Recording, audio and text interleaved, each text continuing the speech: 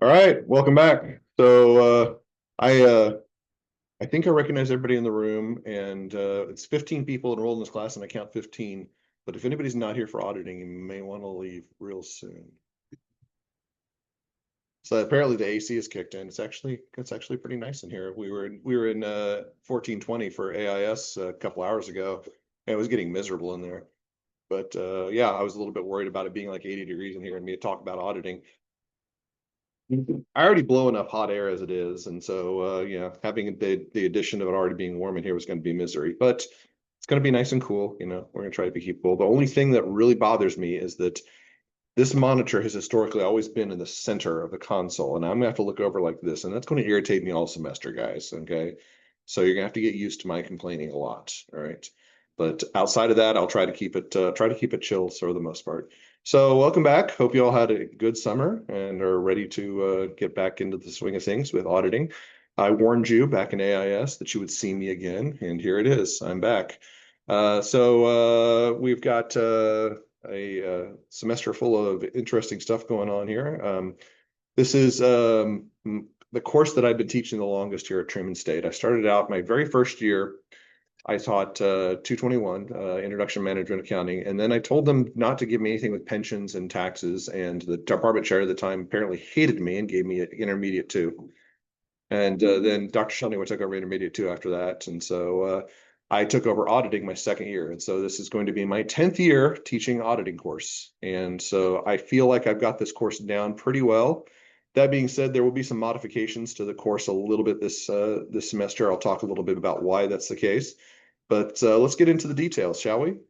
So first of all, everybody in this course has had me for one class before, so you know all the details already as far as office hours. Those office hours are a guideline, but they are not a restriction. If you need to get a hold of me, if you need to reach out to me, feel free to come talk to me anytime I'm in my office, or if you want to, if you have a question that can't wait on office hours, send me an email.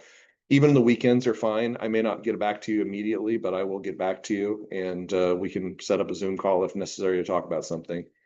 As far as this course goes, this course has some things that are very, very challenging, but some things that are also very, very interesting and engaging. It's going to be a lot different from some of the other courses you've taught or you've learned. One thing that I've constantly heard from students who've taken this course in the past is that it is not a quantitative course. Okay. And a lot of the other courses are quantitative courses. Sorry, I'm just checking to make sure I'm still in the middle of the video camera. This also should be right over here. So. Okay. All right. I can make the little things happen. Okay. As far as this course goes, it's a lot different from like some of the other courses in the fact that we won't be doing a lot of calculations, a lot of computation. We'll be asking a lot of questions about what the information tells us. And we got a little bit into that back in AIS, but this is kind of AIS going beyond that. Remove a lot of the technology and ask more of kind of like the why. It's a very philosophical class. In fact, there's philosophical components that we're going to talk about when we get to the professional judgment framework after the exam 1. And so if you liked philosophy, great. If you didn't like philosophy, strap in. So yeah, some things we're going to talk about. And you know, the one thing that I always caution students about whenever we talk about anything, it's like, well, it's philosophical. That means there's no right or wrong answers. And trust me when I say there are wrong answers. Just ask Enron. Okay.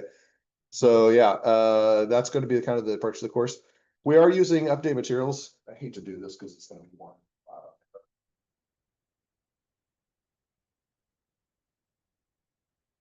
If it gets too warm in here, let me know. We'll open the door again. But it's a lot of people who are just excited on the first day and using their outdoor noises. So we are using a new release of the textbook. I really like the textbook for the most part. You will hear me complain about it a few times. Part of that is not the textbook, but the publishers.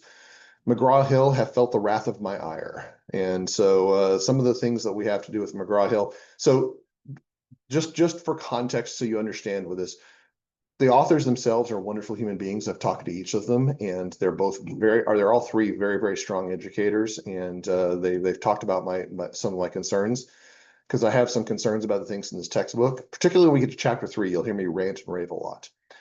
It is a lot different working with researchers than it is with textbook publishers. Textbook publishers, they hire a lot of people who are very well-meaning but don't know anything about accounting. And so you try to explain, well, this spreadsheet is off. Okay, this is not how you calculate materiality. They will nod their heads and ignore you because they don't understand the words that are coming out of your mouth. And so there's actually an assignment that we're going to do for chapter 3 homework, which will be next week. And you'll hear me talk about this. I have been harping on McGraw-Hill to fix this for the past 4 editions of their textbook, and they have not done this. They originally had it correct back in the 10th edition. Okay, 10th edition all the way back in 2017. And somebody came in and said, oh, I'm going to fix this spreadsheet because this is a little bit messed up, and it's been messed up ever since. Okay, so it's a good textbook. It is through McGraw-Hill. Just like the McGraw-Hill textbook that we use for AIS, you can actually access this to connect, and I gave you some details. The same routine applies here. Remember in AIS, I said, do you need Connect? Strictly speaking, it is not necessary to complete the assignments in this course. But if you want to be a good citizen and pay the publisher for the materials that we'll be using, then you probably should get Connect. Now, if you're okay with that ethical lapse and you don't really want to buy it, all you really need is the textbook. That's all that I'm going to require for this course to finish the materials. Everything that you will need will be posted online. In fact, most everything is posted online already. One thing you will notice if you go to the Brightspace page is that some of the stuff is not available yet. It is all posted there, but I've hidden a large part of it. This is kind of my my biannual, or probably in this case, like what would this be? What would 3 or 4 years be? Something annual review, where I'm going to go through the content and make sure it's updated for the new edition. And so I've been doing that, and I'll be doing that on a fairly weekly basis. I'm hopefully have chapters 4 and 5 done by the end of this week, just to make sure that everything's been correct. Because sometimes things change in auditing, just like in accounting and any accounting discipline, the rules change, and I want to make sure that I have that properly reflected in my notes. So I'll be updating that consistently throughout the semester. As you know, there's a Zoom link that you can attend if you need to attend virtually. And then there's the recording link of my channels on YouTube, our channel on YouTube, the videos on YouTube, if you want to watch that. I'll be posting everything there. I'm going to skip the lesson or the learning objectives, but this will kind of be a template for how we're going to be working through this course. Trust me when I say there's a lot to go through. This is probably, of the courses that I teach, this is probably the most content dense course there is. There's a lot of lecturing that goes on here, and I'm sorry for that. Okay, if I had a little more of a way to make this hands-on, I would do it. But the simple truth is, it's just very, very conceptual in nature. So I'm not a big fan of just lecturing for the sake of lecturing. Everything I will say will have a purpose, but there will be times when it will get very, very boring, especially later on in the semester as we start to get accelerated into the content. Early on in the semester, I have some learning activities that help kind of solidify some of this, some discussions. Later on, we just have so much stuff that we have to go through that I'm going to be the one talking and you guys are going to be the ones furiously taking notes. Is basically the way it works. As far as this is kind of a boilerplate in the semester. This is something they require us to put in the semester. In addition to this course, you can expect 6 to 9 weeks outside of the class. Do I think that you may work 12 hours a week during some of the weeks in the semester? Yes, probably those weeks that you're going to be preparing for exams or have a big project due. Do I think that's the norm? Probably not. Okay. I've tried to consolidate this. This will have a lot more work than the AIS course did, because a lot of the AIS course was contained within the classroom. You will have a lot of outside work. I will caution you on that. You do need to be consistent with your schedule, especially with some of the requests that I make for the homework. But I do not think that this is a 12-hour-a-week course. I think that you can probably finish this pretty safely in under 10 hours, probably under 5 hours if you're very, very consistent. As far as the format goes, I've already told you this is a traditional lecture format. I've struggled with some ways, or tried to experiment with some ways to make this a little bit more interactive and engaging, and it's just not really applicable. The first reason is that for the most part, nobody in this room has really got any information about auditing concepts. I know some people have had internships in auditing and they've seen what it's like firsthand, but trying to talk about the big picture stuff, the theoretical concepts and the underpinnings of it, they're loosely related to the things that we've talked about in financial accounting and your finance classes, but it's really, really hard for the first engagement to actually say, let's learn all this really, really dense stuff, but you guys are going to do the learning on your own. This is why this is a heavy lecture course. And so it is a little bit of a challenge. Again, I try not to focus too much on that. At least once every week, we'll have like a homework review session, and the homework review sessions are exhaustive. Remember back in AIS when we spent part of the day working through the homework and going through the answers? Depending on when you took AIS with me, either it was on Fridays or Wednesdays, but half of the class was spent on this. Our homework review sessions in this class will be the entire class period because that's how detailed the homework is. So we'll talk about that. Let's see. As far as substantive interaction, this is something that I want to be very clear on this as far as that goes. There's not a specific substantive interaction assignment for this course. I just haven't created one. I guess technically speaking, if you want to talk about substantive interaction, we do have an assignment that's due on Friday that can be treated as a substantive interaction. The simple truth is I know everybody in this room's names and I know your faces and I know who's supposed to be here. So my assumption is if you're here, you're substantively interacting with me. So that's kind of my assessment. But if that becomes a problem, then I'll let you know. As it is right now, like I said, 15 people in the class, I see 15 faces. I'm assuming that everybody is substantively interacting. So we should be good. Okay, let's talk about homework. Homework is going to be a little bit more challenging than past homework assignments, especially the ones in AIS. So first of all, when I first taught this course, I tried to do it without multiple choice questions, and I got a lot of flack for that simply because the CPA exam section, the multiple choice questions are still ever present there and they're not going anywhere. While this is not a CPA prep course per se, you do need to be able to think along those lines. So that's why I reintegrated multiple choice questions in this course. That being said, like every other course I ever teach, this is a completion-based homework course.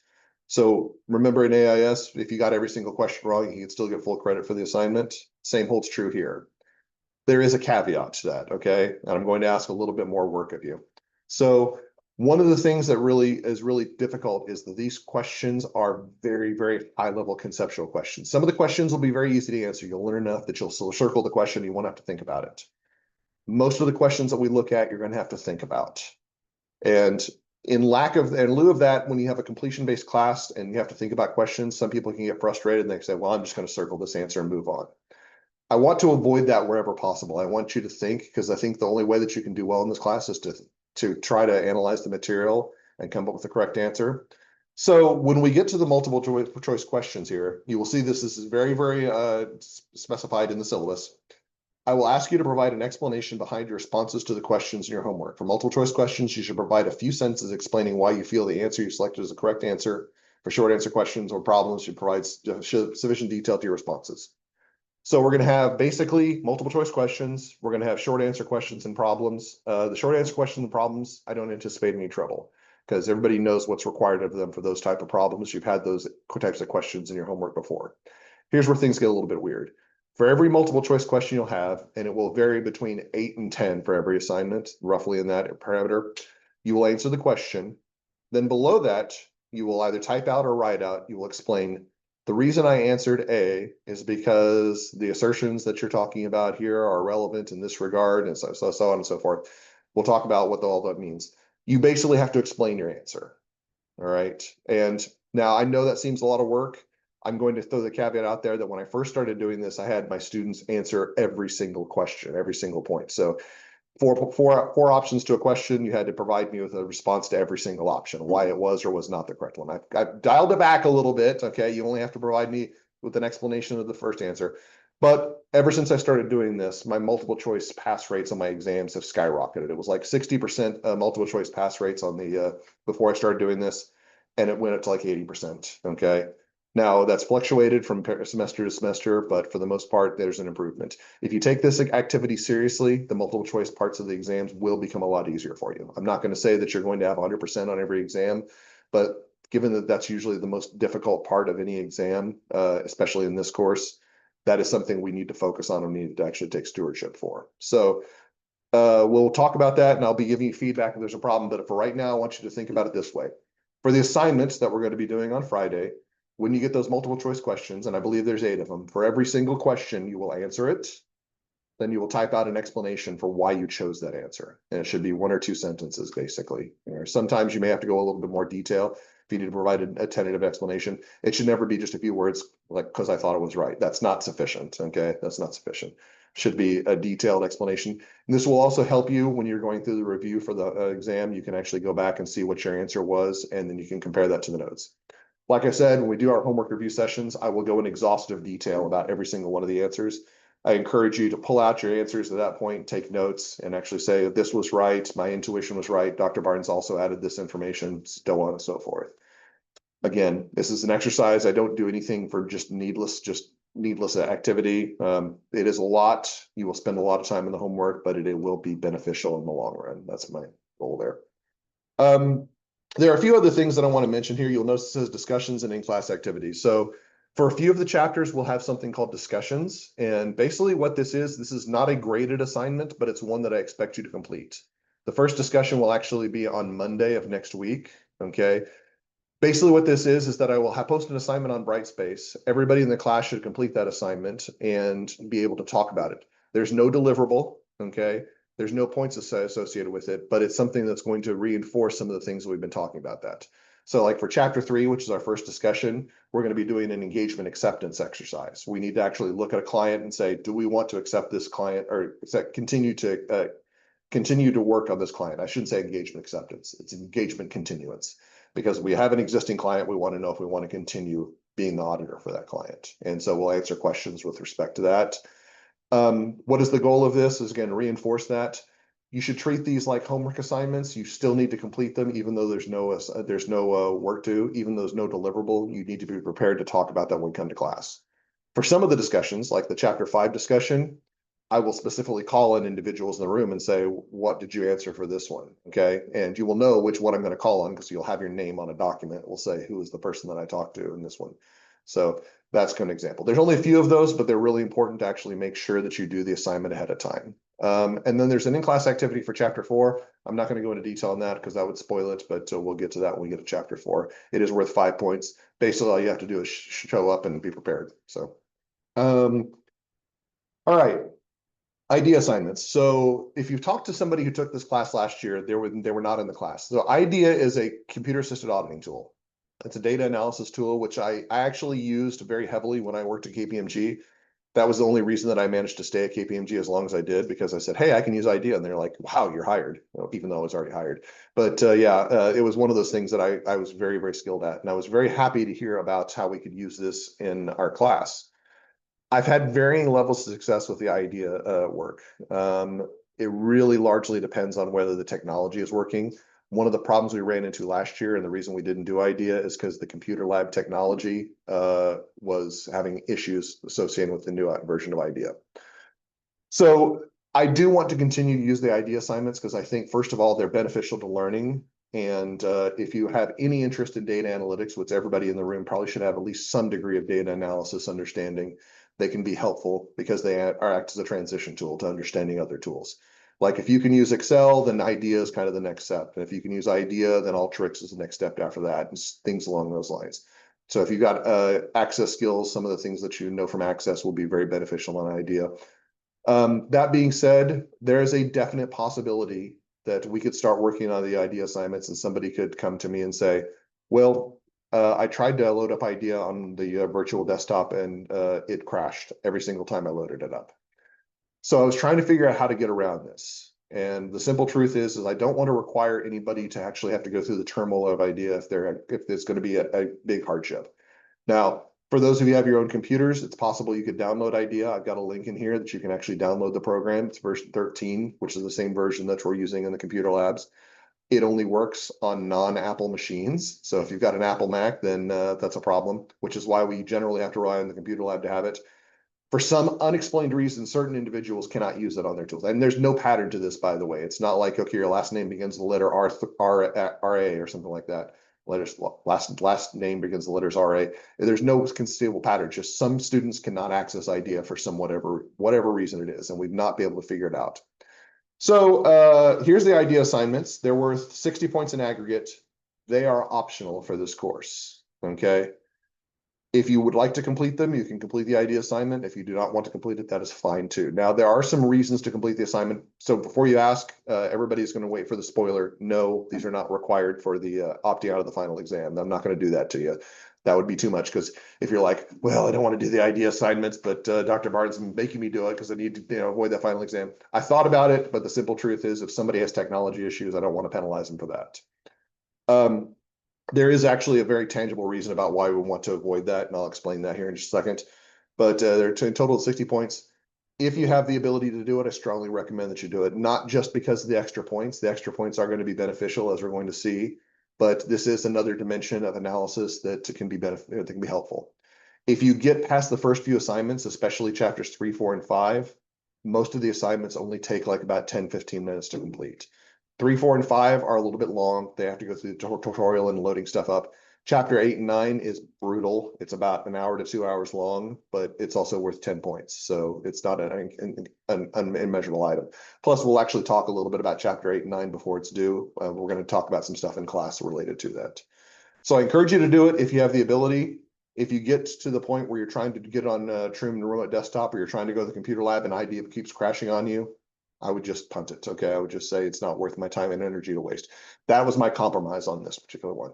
If you have the ability to do it, if it's IDEA is working for you, I recommend that you do. If you can't, that's fine too. Okay. And if you don't want to do it, if you're just like, I'm against all things data analytics, kudos to you for being very deliberate in your thoughts. Okay. Yeah, so that's kind of the idea. No pun intended. So you can actually download IDEA. Here's the link on here. You have to register for the Caseware website link, and you can also access IDEA through their virtual desktop. It's also on the Truman State computer system. The current versions there. I do want to throw out one other thing.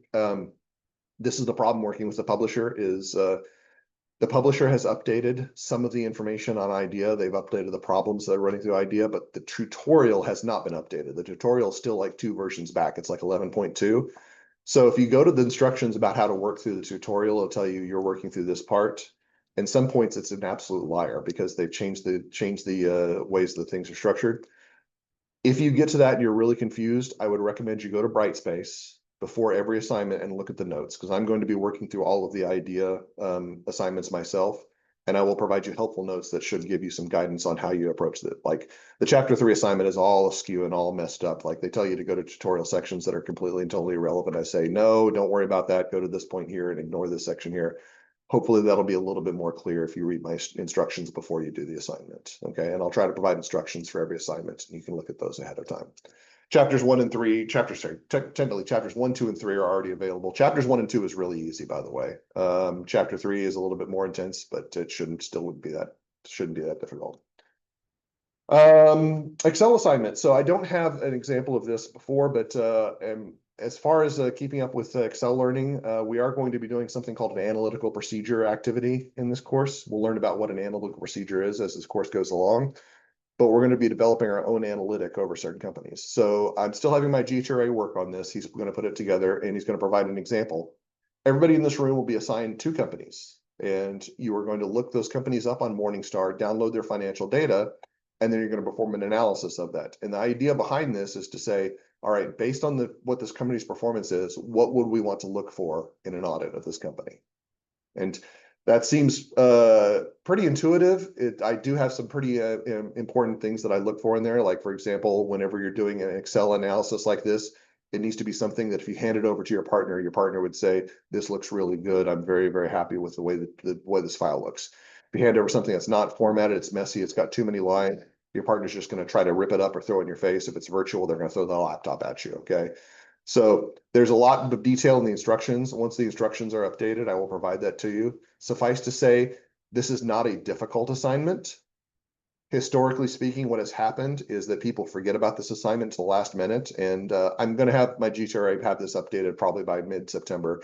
It's not due until early November, so you basically got 2 months to work on it. If you wait until the last minute to do it, especially if you wait until the day of, you will not complete the assignment. Okay, it is exhaustive as far as the amount of work due. It's not difficult work though. A lot of it is just making sure that you filter out information and format it properly. But you'll have a template. I will say that the template that will be provided is a PDF file. And a lot of people have said, Dr. Barnes, can you provide us an example of the Excel file? And the answer is no, because if I gave you the Excel file, you just use that file. Okay, that would defeat the purpose. Okay. So you'll have a PDF example of what the file should look like. Professional interaction write-up. I'm not going to spend a lot of time on this because we did this back in AIS, but it's the same thing as AIS. You need to go to an event. You need to provide a write-up. This is just to try to help you develop your professional networks, which at this time, hopefully you've got your professional networks well developed. Exams. There are 3 exams in this course. Technically 4 exams. Three midterm exams and the final exam. I know 60 points is really weird, but I really wanted to have a certain point structure in there. So 60 points it is. And so, which by the way, keep this in mind when we get to that first exam, because I'll hand you back that exam and you're going to open up and say 54. What the heck did I do wrong? It's like, no, 54 is a really good grade on the exam. Okay. If you see a 54 in another class, then you might have some concerns about it. Okay. Um, even somebody who's in the 40s is not bad. Okay.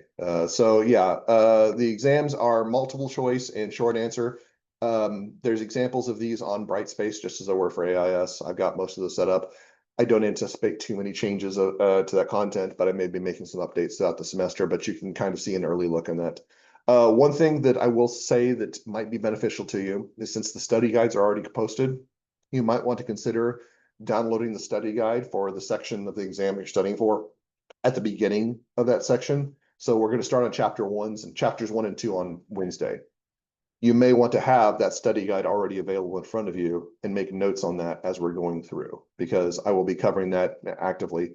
That's something that a lot of students have done in this class in the past, is download the study guides in advance. And that way they know exactly what they should be looking for during the lectures. And then, yeah, if it's not covered in the study guide, it's not something that I'm going to cover on the exam. Now, that being said, keep in mind, I will be updating this as content goes along. So you may want to check back and make sure nothing new has been added to the study guide. Like I said, I'm only currently to chapter 3, chapter 4, and chapter 5 are still to come. Examination dates. I got the first one mid-September, second one mid-October, and the last one right before break. I had to talk to my AS students today because the first exam is right before October break, or for fall break, and the second one is right before the Thanksgiving break. And I had to explain to them I'm not a monster. I just that's just when the dates fall. This one right here, I think is the Wednesday right before fall break. So I think that's correct. Maybe I'm wrong. Maybe that's wrong. I don't know. I think maybe that's the week before fall break week. No, I don't know. Let's see. Actually, I can go to this. What? I can just go to the schedule here. Yeah. Why did I do that? Just because I'm talking too much. Okay, yeah. So this is right before Thanksgiving break. Yeah. So I know the tensions there because I remember this now from last fall semester, because we don't actually talk about the results on the exam until after Thanksgiving break. It's like, why would you do that to us, Dr. Barnes? Okay. I will post results. I won't provide any feedback, but I'll post results on a Brightspace so you can actually set your mind at ease and know what your exam is. I don't know if you struggle in the exam, that may be worse than death, but I don't want you to sit there for a week and a half saying, man, I blew that exam. I'd rather you know that you blew the exam. You know? I don't anticipate anybody blowing the exams. So, all right. And then comprehensive final, you guys know the drill on this. I did it in AIS, I'll do it here. If you meet certain criteria in this class, then you will actually be able to opt out of the exam. What does that mean? Full completion of all homework assignments. This does not include idea. I was very specific on this, but you do need to complete all homework assignments. By the way, this does mean that you do have to complete all assignments in the way that I tell you to. Means you can't just circle the multiple choice questions, but you have to provide the explanation. 15 out of 20 on the Excel assignment, which is a very low bar as long as you give sufficient time and energy to it. Professional interaction write-up. The group presentation, 40 out of 50, should be very easy. I've never given anything below a 40 on this assignment. German students excel at group presentations. All in-class and extra credit opportunities offered. There is an extra credit opportunity, which I'll talk about shortly. And no unexcused absences. Okay, that last one is the one that's usually problematic, because you know my policy on absences is you have to let me know in advance. Okay, so but we'll get to that here in just a second. The policy on this one is a little bit different because remember there were only 2 exams back in AS, so it was an average of those 2 exams. This one I will average your highest 2 exams. Okay, so let's go ahead and I think I've got this downloaded.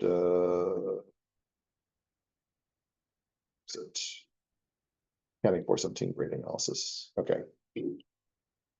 So remember I told you back in the day, I said you had to have 85 average on the exams to get an A in the class, and this still holds true here, although it's out of 60 points, so it's 51. So if you average 51, then you're right on the line for an A, okay? I would give an 89.8 A all day, okay? So that's what you're shooting for right there. It can be a little bit distant. So say, for example, you got 60, 60, and then 45. Even though you had one line exam that's below the threshold, like how low could I go on this one? Wow, let's see, 40. And if you get 2 perfect scores, you basically can just punt that last exam. Let's go 30. Okay. Goodness gracious. Okay. Because you can see this is still 100 points because the highest 2 exams scores are on there. Okay. So that's basically what's happened there. By the way, while I'm hearing this, I do want to explain part of the appeal of the idea assignments. My goal in setting up grade curves is to always have the exam be a 15-point increment for letter grades. So everything else should be given. Like everything else on this side should be given. The only one that's not is the exam grades. I tell you, if you score an 85 or higher, that you're going to get an A. If you score a 70 or higher average on the exams, you get a B, so on and so forth. That does not hold if you don't complete the idea assignments. Okay. So if I mute out the idea assignments here, the 85 average no longer holds. Okay. That is a B. Okay. So that's another reason why you might want to just take those points. It's a little extra effort, but it also helps make your score a little bit more robust there. So something to consider there. Group presentations, we're going to cover a lot of material in this, and I say a lot, I mean a lot. Okay. I'm going to be talking a lot, which I enjoy to talk, but not necessarily that much. But we're not going to cover everything. So the end of the semester presentations are going to cover some topics that we're not going to go into in a lot of depth. There are 6 topics here. We're probably going to have 3 groups in this class because I think there's 15 people. So that's 3 groups of 5. And so we can start thinking about those. So I want to start thinking about those earlier rather than later. Now, some of these topics are a lot more fun than others. I can see that the first one probably taken is going to be that AI topic because now the technology topics are always ones that people are interested in, or data analytics. SOC should not be ignored. SOC is really, really important. It's an important topic, and the PCOB and AICPA are both very relevant as well. But we can start thinking about that a little bit later on the line. If you have people that you want to be in a group with, start thinking about that now, and you can start forming your groups now. It is first come, first serve on the topics, the presentation dates, so on and so forth. Okay. The presentations, there will be 50 points. They follow the oral presentation rubric, which is the same rubric that I provided you for AIS. It's posted on Brightspace here. It's a little bit more relevant here well, again, this is a little bit weird because some people took AIS over a year ago or a year ago. Some people took it last semester. Last semester doesn't really apply because in AIS we did individual presentations, but for the people who took AIS and did group presentations, it's the same group presentation rubric. So I do have some criteria on there and my interpretations. I strongly recommend you refer to that. And we have the same presentation summaries that we have to do. We did for AIS. If you're planning on opting out of the exam, you do have to pay attention to the other group's presentations during class, but we'll get to that when we get to that. Subjective assessment, exactly the same as AIS. If you do everything that I ask you to do in this class, I'm going to give you a free 30 points, okay? If you don't do everything that I ask, that's when I start removing this. I added this as a way to reward people for doing what I asked them to do, to try to help them bump that grade up a little bit more. I hate using this as a punitive tool, punishing people when they don't do it, but it basically means that you're not following my instructions if you get less than 30 on this. So I would love... This would be the first class I ever had a full 30 out of 30. I've gotten close. I've had several classes where I've had one person not get the full 30 out of 30. Several classes, but I've never had a full 30 out of 30. I'm waiting for the day that happens, okay? Actually, it's not true. I did have one class with a 30 out of 30. That was okay. There was one class. Okay, I'd like this to be the second class as a full 30 out of 30 for everybody, okay. All right, so... Yeah, here's the breakdown of the points there, and you can kind of see the goal. I did break it down according to IED assignments being in there. You can do the calculation. By the way, this grade tool, this grade analysis tool is on Brightspace if you want to do your own analysis. Like, what do I need if I don't do the IED assignments? You can figure that out yourself because that's available on Brightspace. Participation attendance. This is always a one that I try to make sure I focus on. Participation, this one's a challenge because I'm going to be talking a lot. I know that I talk a lot. I'm not saying that I should be the only one talking. I would love it if interaction. In fact, one of my favorite auditing classes that I remember was several years ago when I had a trio of people who basically created they created this triangle of perpetual motion. Okay. So if one of them asked me a question, another one would respond, and then all of a sudden they would start talking amongst themselves. And I was just like, oh, this is great. I don't have to do anything.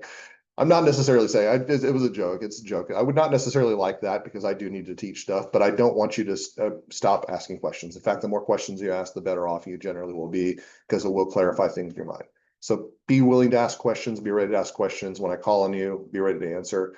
I am trying to avoid the Socratic method of teaching, which if you don't know what Socratic method is, that's basically where you start cold calling on students to answer questions. It is very uncomfortable in this day and age. I will have some times when I call on you. I've already told you that the chapter 5 discussion, you will be assigned something. And I think that's very deliberate and important.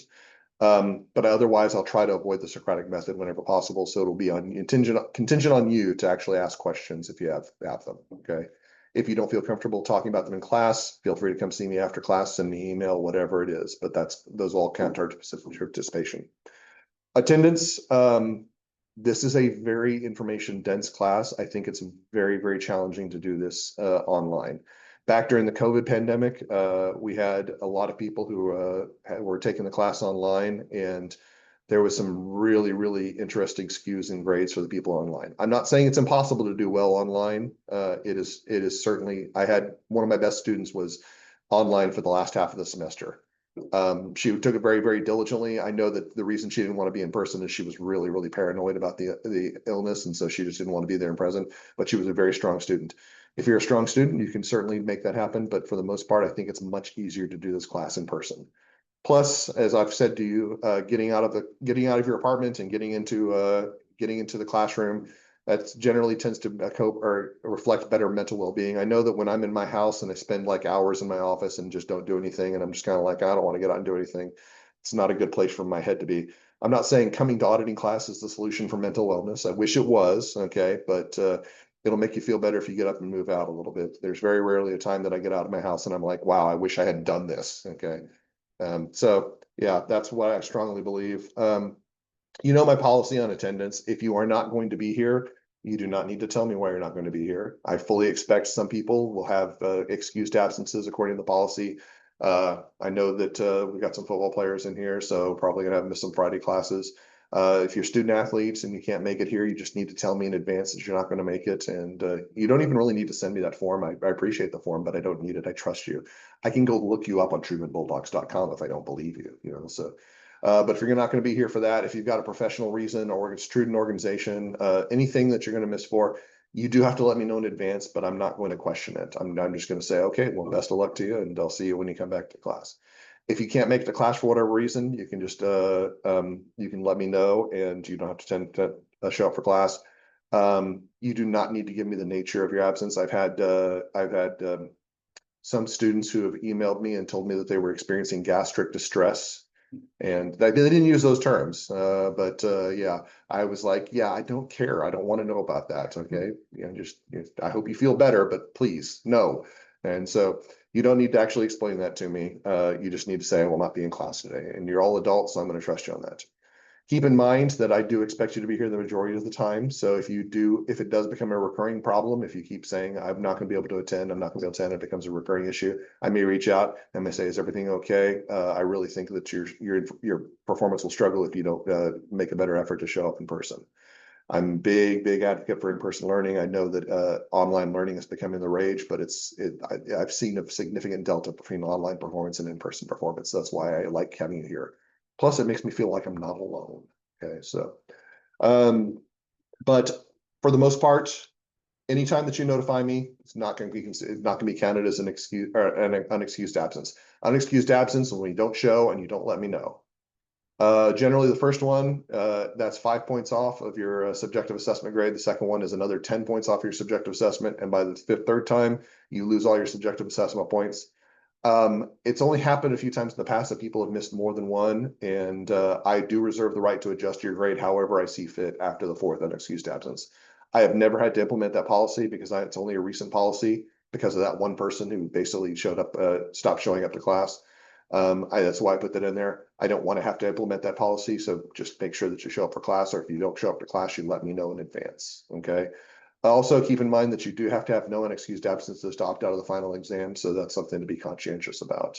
If it's really a problem, say for example, that you had a long night and you went to class in the morning and you went home to take a nap and you overslept. Say, Dr. Barnes, I'm so sorry. I meant to be in class, but I overslept my alarm. I'm not going to bring the hammer down and says, punished forever. I will try to work with you on something, as long as it's not a recurring theme. I had one student that it was a recurring theme that they constantly overslept from my class. We're not talking like once or twice. We're talking like half of the classes in the semester they showed up like 10, 15 minutes late for. That's the problem. Okay. If it's only one or two times, I'm not going to challenge it. By the way, that's not an excuse to oversleep, by the way. Okay. Especially because it's lunchtime. Why are you still sleeping? Academic integrity. This is really important. especially at this point. Please keep in mind that the work that you do does need to be your own. I have had situations where students forgot about their work, and you have a choice at that point. You can come and be honest with me and say, Dr. Barnes, I forgot this assignment was due, or I forgot to do this part of the assignment. If you know me by now, you should know that I'm pretty laid back, and as long as your intentions were good, I'll probably say, well, just go ahead and complete that assignment after class, and we'll be good, okay? Or you can say, I'm just going to copy off my neighbor, and then you get you both in trouble, okay? That is academic misconduct. So don't copy off of anybody. Work together, certainly. 2 minds are better than one, and 15 minds are certainly better than one. 16 if you count me. Yeah, work together, and you can actually create that, but you do need to make sure that at the end of the day, the work you're going to be doing. It is not a group exam, as much as that might be appealing, okay? So you do need to actually prepare as if you're doing this on your own. Course policy and AI, I don't know how relevant this is going to be, but I will tell you this is a green light AI course.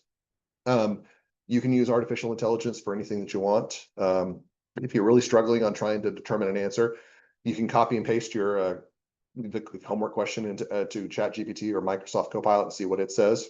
It's gotten a lot better, by the way. I will say that 2 years ago, it was about 25% correctness rate on answering audit questions. And how would I know that?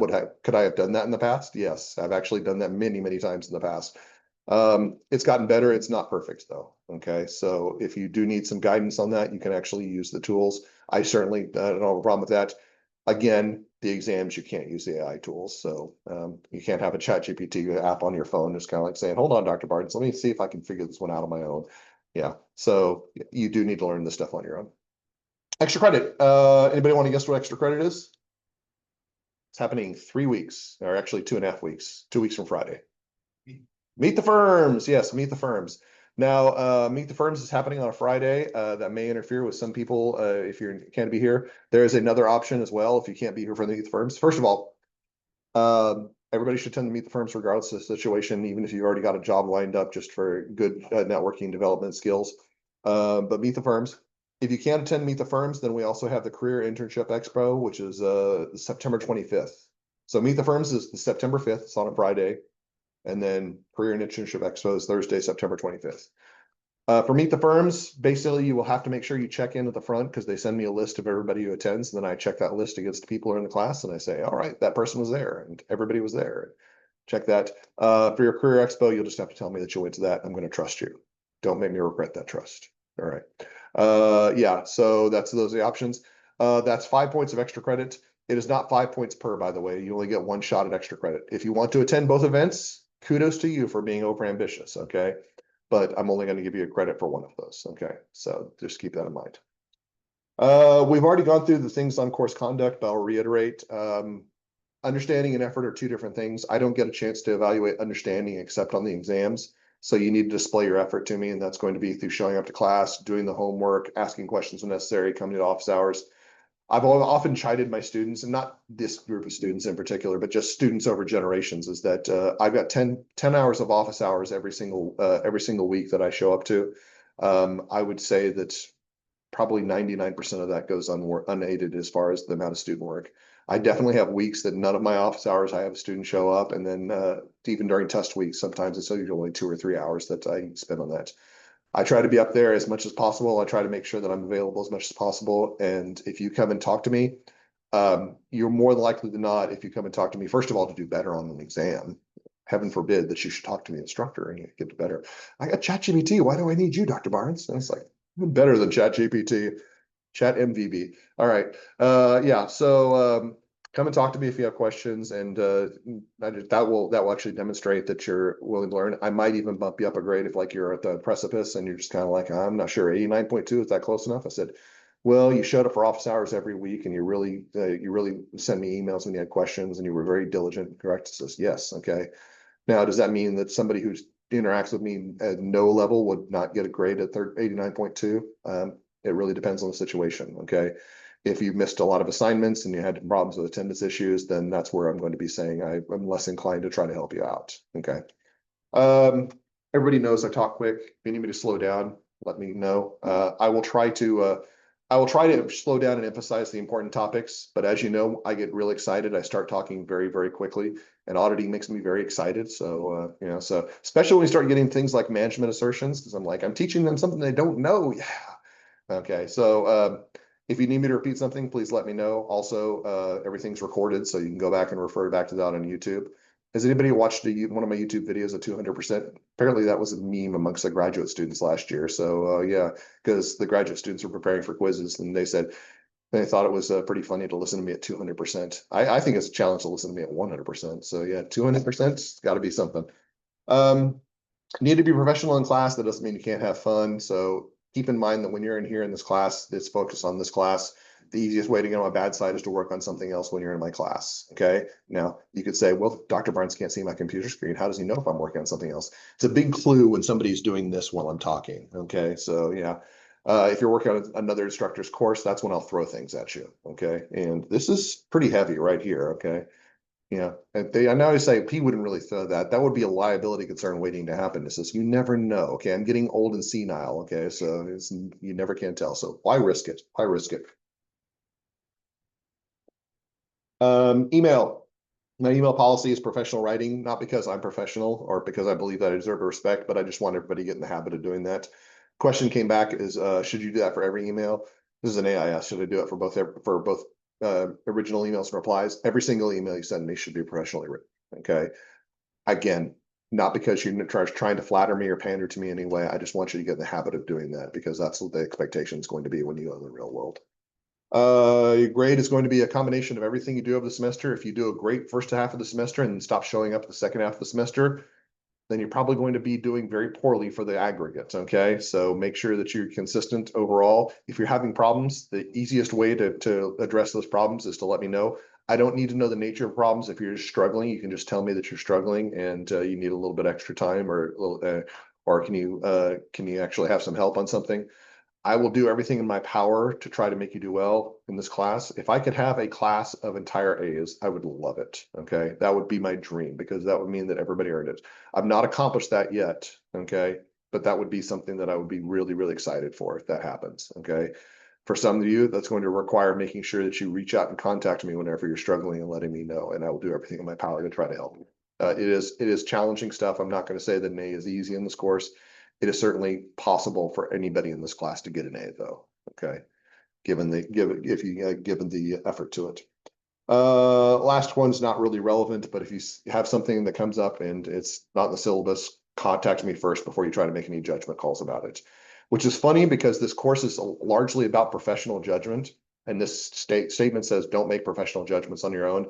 That really only applies to the syllabus in this course. Okay, we're going to be making a lot of professional judgments in other areas, but for the syllabus in this course, I'm the big kahuna there. Okay, you can call me as such. All right. Let's talk really quickly about the schedule so we know where we're at. So we finished first day. Congratulations. 41 or sorry, one down, 41 to go. We do have our 1-2 lecture. So it's just a lecture for next Wednesday. And then we've got a couple things. Why do I have, goodness gracious. There's no beginning of semester questionnaire in this class. I can't believe that's still on there. I've forgotten about that. Oh my goodness. Okay. No beginning of semester questionnaire. That's only in AIS because I know everybody now, so I don't need to do that. I used to have to do that in auditing because I didn't teach AIS, so I had to actually learn about everybody. But I can't believe that's been on there, and I've completely totally forgotten about that. I really am getting senile.